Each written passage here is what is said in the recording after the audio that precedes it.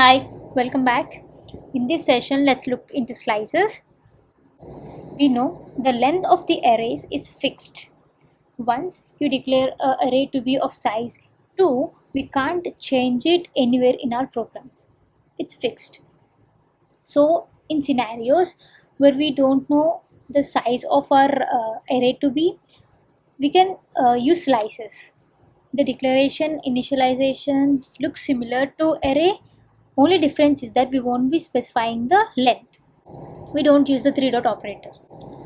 If it is an array of size 4, we know that 4 elements will have an initial value of 0 because the 0 value for int is 0.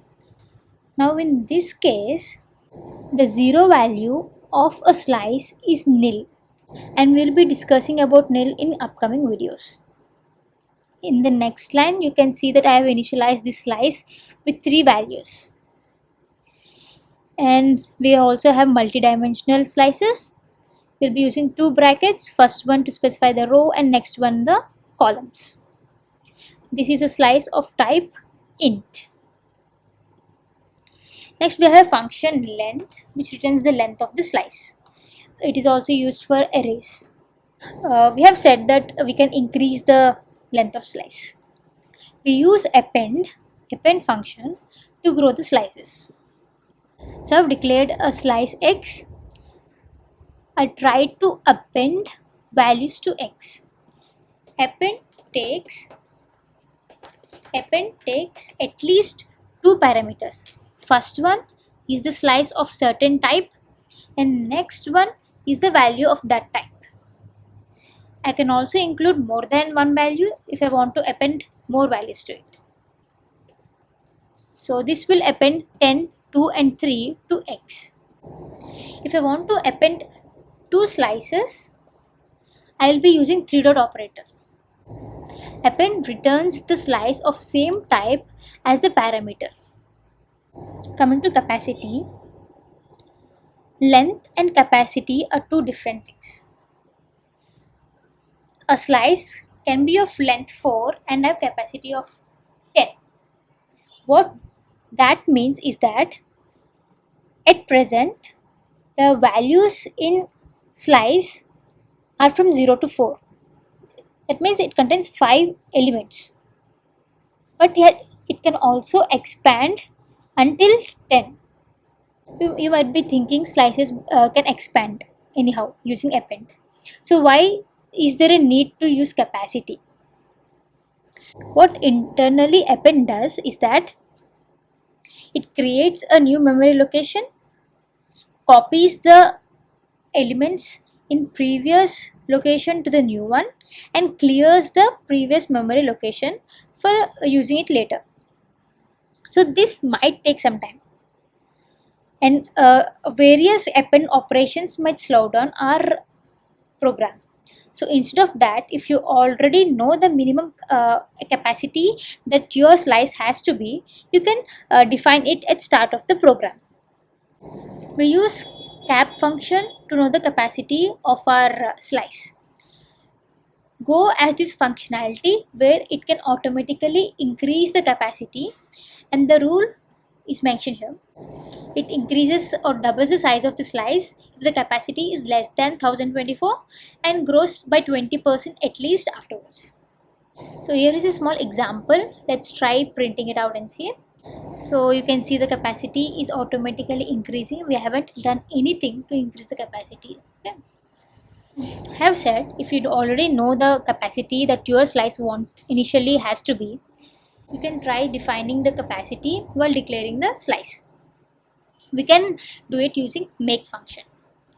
First parameter is the type of slice, the second one is length, and we also have the third one, which is capacity.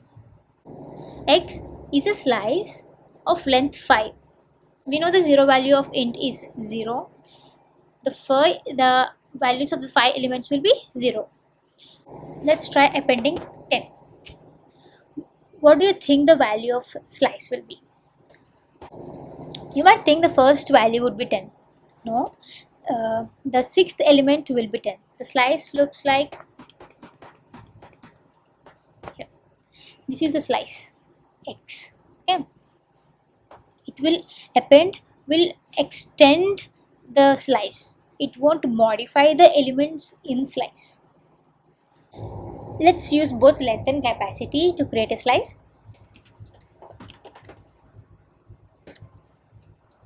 I want it to be of type int, length 0 and capacity of 10.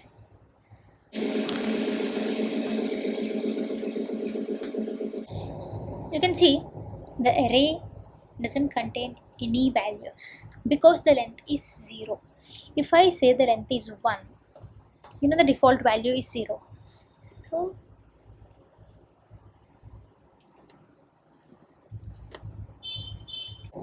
if I try appending to this, so when we append, it won't append value after 10, but it will be after the first element because the length is 1, not 10. Capacity is 10. Coming to slicing of slices, you can slice a slice using colon operator. The colon operator contains the start index and the ending index. The end will not be included in the slice. If I say y equal, this means I'm creating a slice from X and it contains value 1. If you won't specify anything, it means it starts from 0th index, and if you won't specify at the end, it means it goes till the end. Y will be 1 to 4. If I say Z equal to starting from 0 till 1 but not including the first index, the Z will look like here. This will be Z. S equal to X of 2 to 3.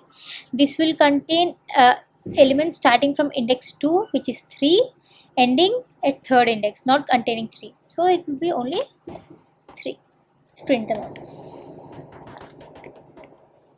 You can see X and Y looks the same because we haven't specified any start or end element. It will be defaulted to 0 to end of the array, end of the slice. Z will be 1 and S will be 3. That's it. There's an important thing to note. Slices share storage. X is a slice with 4 elements. Y is a slice of X containing 2 elements 1 and 2.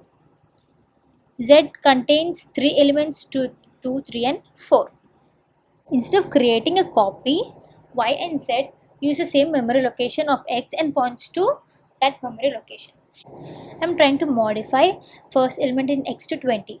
First one will be this. Next, Y of 0 to 10 and Z of 1 to 30. Array looks something like 10, 20, 30 and 4. Let's execute the program. X is modified to 10, 20, 30 and 4. Y is 10 and 20. Z is 20, 30 and 4. X is 10, 20, 34. Y is 10 and 20. Z is 20, 30 and 4. Now let's look at slicing arrays. X is an array of size 4. Y is a slice of X, which contains 5 and 6. Z is a slice of X which contains 7 and 8.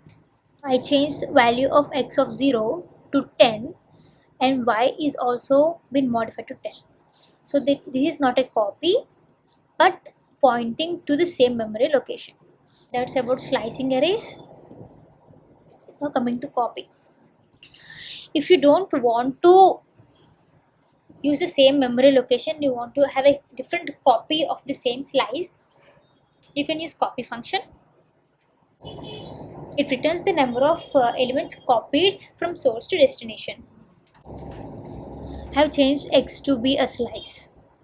So the copy limits to the smallest size.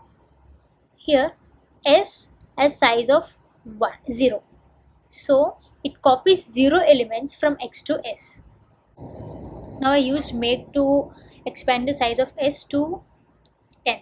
You can see 4 elements are copied from X to S. Let's try modifying the element in X and see if S changes or not.